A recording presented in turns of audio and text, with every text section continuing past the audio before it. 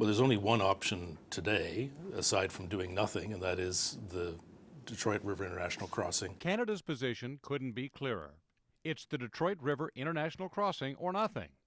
DRIC, as it's called, would be built about 2 miles downstream from the Ambassador Bridge. This is Canada's #1 national infrastructure priority. There's nothing that's more important to Canada from an infrastructure point of view than this bridge. And so we've put our money where our mouth is.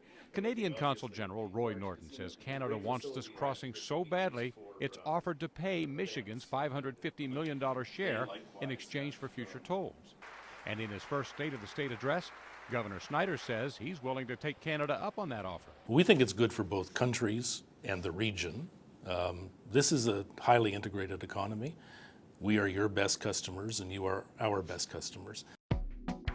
Last year, the Detroit-Windsor crossing handled half of all U.S.-Canadian trade, $560 billion worth. And our two trade crossings, the Blue Water and the Ambassador Bridges, are nearly maxed out. This is not tenable going forward. Governments have to do something about it, and there's a real cost to not doing something about it. We think that you'll begin to see the deindustrialization of this area and firms moving elsewhere. So what about just expanding the Ambassador Bridge? After all, owner Matty Maroon has already started. You're looking at the much talked about second span of the Ambassador Bridge, built largely with nobody's permission.